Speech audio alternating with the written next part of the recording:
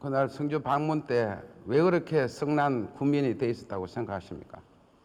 제가 앞서서 말씀드린 것처럼 사전에 군민들과 상의가 없었다는 것, 그리고 이 사드 무기 체계에 대한 여러 가지 건강과 안전과 환경에 대한 걱정이 많으신 그 두 가지로 인해서 그렇게 되어 있다고 저는 생각합니다. 그 점에 대해서 사죄를 하셨는데 우리 국민이 받아들였습니까? 안 받아들였습니까? 저희들은 총리께서도 마찬가지고 그런 입장을 정중히 말씀 올리고자 했으나 군민들께서 매우 격앙된 상태였기 때문에 그런 말씀을 드리고 또 의견을 듣고 하는 그러한 상황이 조성될 수가 없었습니다. 그날 총리님 말씀 충분한 설명을 드리지 못했다. 그 이전에 충분한 설명이 아니라 한마디 설명도 없었다. 그 표현이 맞습니까? 그 이전에 한마디도 말씀을 못 드린 것은 그러니까 사실입니다. 이렇게 그 현장에서 충분히 설명드리지 못해 사죄한다 하는 표현이 맞습니까? 총리님께서 그렇게 말씀을 하셨는지는 저는 그 당시 굉장히 소란스러웠기 때문에 기억을 그렇게 못하는데 말씀했습니다. 그렇게 말씀하셨으면 뭐 당연히 그렇게 느끼셨을 것이라고 봅니다. 제가 발표 13일 날 발표하는데 국방부에 단 2쪽짜리입니다. 이 중요한 사드 배치 지역 결정을 하는데 국방부 발표 딱 2쪽 제가 보면서 저도 행정부 관료 출신입니다만은 정말 황당하고 거지 없었습니다. 어떻게 생각하세요? 저희는 그 배치 부지에 관한 내용을 간단히 이렇게 기자들에게 발표하는 것이기 때문에 간단하게 발표를 드렸습니다. 그렇게 간단하게 발표할 내용이냐고 묻겠습니다. 그러니까 그 문제는 뭐 성주 군민께는 저희들이 충분한 사전 설명을 드리고 이해와 협조를 구했어야 할 문제라고 생각을 하는데 아까 말씀드린 것처럼 상황이 그렇지 못해서 대단히 유감스럽고 죄송스럽게 생각한다는 말씀을 여러 차례 드렸습니다. 적어도 사드 배치하면서 한국의 경제적 피해는 어떤 게 있을 것인지 검토 안 했다는 얘기가 됩니다. 검토 안 했죠? 검토를 했습니다. 그 정부 정책의 협의 채널은 다양한데 그런 다양한 채널을 통해서 협의를 한 것으로 알고 있습니다. 협의를 했으면은 당연히 NSC에 와서 경제부처 장관이나 책임자들이 와서 상황을 설명하고 안 된다고 얘기했을 텐데 어떻게 결과가 이렇게 되느냐고. 본의원이 볼 때는 참석 안 했었기 때문에 경제적 피해에 대해서는 고려 안 했다. 이렇게 볼 수밖에 없다고 생각합니다. 근데 지금 박근혜 정부에서는 중국이 WTO에도 들어와 있고 우리하고 FTA도 체결했기 때문에 경제적 보복을 못할 거다. 이런 시각을 갖고 있는 걸로 보입니다. 그러나 우리가 마늘 파동에서도 봤습니다. 중국은 눈에 보이는 또는 눈에 안 보이는 경제보복 조치 해왔습니다. 경제보복 조치에 대해 어떻게 생각합니까? 기본적으로 한중 관계가 지금 고도화되어 있습니다. 그리고 쉽게 경제 보복을 할 수 있는 그런 구조가 아닌 것은 의원님 뭐 잘 아실 것입니다. 저희들이 중국과 계속 소통을 하면서 그런 문제가 생기지 않도록 그런 노력을 하겠습니다. 지금도 뭐 좀 여러 가지 이제 살펴보고 있습니다만은 그런 우려의 소지는 크지 않은 것으로 그렇게 판단하고 있습니다. 참 많이 한 생각하시네요. 원의원이 구체적으로 한번 살펴보겠습니다. 절대 그렇지 않습니다. 중국은 과거에 다양한 방법으로 자국의 이익을 지키기 위해서 경제보복을 해왔습니다. 필리핀, 일본과 영토 분쟁부터 어떻게 했습니까?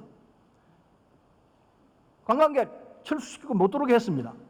아직 알고 계시죠? 센카쿠 열대 붙었을 때 중국 선장 구속했다가 중국이 히토리 수출을 안 하니까 일본이 어떻게 했습니까? 선장 석방시키지 않습니까? 그런 사례 우리 다 알고 있습니다. 마늘 파동 때 어떻게 했습니까? 꼼짝없이 다시 마늘 수입했습니다. 중국은 하겠다 하면 얼마든지 할 수 있습니다.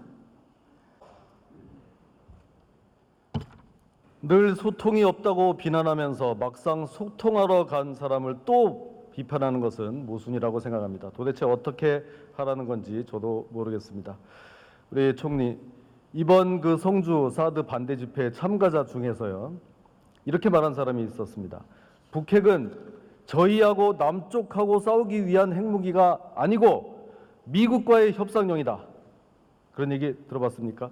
그런 보도를 통해서 보았는데 이번 사태와 관련된 부분에 관해서는 여러 가지 좀 살펴볼 필요가 있다고 생각합니다. 여기서 남쪽하고 싸운다는 저희란 무슨 뜻이겠습니까? 이제 완전히 노골적으로 북한 입장에서 말을 하고 있는 겁니다. 그래서인지 이번에 성주 사드 배치 투쟁위원장이 이번 폭력 사태엔 외부인에 개입한 것도 한 원인이다. 총리께 죄송하다고 말했습니다. 이번 성주 시위에는 법원이 이적단체로 판시한 조국통일범민족연합도 포함되어 있다고 하는데 알고 있습니까? 해당 사안에 대해서는 현재 수사를 하고 있는 것으로 알고 있는데 수사 과정에서 그런 부분까지도 살펴보고 파악이 되지 않겠나 생각합니다. 당연하죠. 또 그 전 통진당 비례 1번을 받았던 윤모 씨도 시위에 참가했다고 하는데 그것도 알고 있습니까? 그런 이야기를 제가 듣고 있습니다만은 그러나 그 모든 정확한 진상은 수사 결과 밝혀지리라고 생각합니다. 물론 일부이겠지만 이런 세력들이 침투하면 성주 군민들의 본뜻이 왜곡됩니다. 성주 군민들의 자존심과 명예가 실추됩니다. 이런 폭력 선동 세력들을 철저히 가려내어 엄중히 사법 처리해야 된다고 생각하는데 총리의 견해는 어떻습니까? 기본적으로 이것은 제가 그 성주 군민들의 의견을 듣고 또 그동안 배치 경위나 또 이유, 목적에 대해서 설명을 드리는 과정에서 발생한 것이어서 참 안타깝게 생각을 합니다. 지금 경찰에서 수사를 하고 있으니까 그 결과에 따라서 후속 조치들이 이루어지겠지만 하여튼 저는 앞으로도 성주 군민들과 더 많은 대화를 나누고 또 설명, 필요한 의견도 듣고 하는 것들을 우리 정부 차원에서 해나가도록 그렇게 하겠습니다. 선량한 성주 군민들과 이런 불순한 폭력 선동 세력은 분명히 구분해서 다르게 처리해야 된다고 보는데 그런 거 맞습니까? 예, 뭐 명백합니다. 성주 군민들에 대해서는 제가 여러 가지 안타까운 마음을 갖고 있습니다.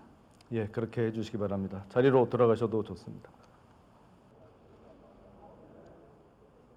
존경하는 국민 여러분, 사드 배치와 관련된 국민적 반발이나 갈등과 혼란은 불통과 폐쇄적 국정 운영이 만들어낸 결과입니다.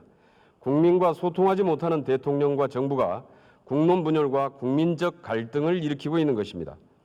사드 배치는 검증되지 않는 요격 성능이나 전자파만의 문제가 아닙니다. 더 중요한 것은 정부가 사드 배치 이유로 들고 있는 북한의 핵 문제를 과연 해결할 수 있느냐입니다. 사드가 배치된다고 북한이 핵실험을 중단하겠습니까? 중국은 대북 제재에서 오히려 대남 제재로 변화할 조짐을 보이고 있습니다. 국민들께 때로 눈물과 땀과 헌신을 요구하기도 하는 것이 국가입니다. 국가는 그런 위임을 국민들로부터 받은 유일한 권력입니다. 이런 권력이 도대체 무엇이 두려워서 매번 안보 이슈마다 이렇게 뒷걸음질을 치고 있습니까? 반대를 위한 반대가 무서워서 안 알려도 될 것, 타협하지 않아도 될 것, 기밀로 가지고 있어야 될 것까지도 술술 풀어버리는 오늘의 대한민국을 믿고 어떤 국민들께서 세금을 내고 안심하고 발을 뻗고 주무시겠습니까?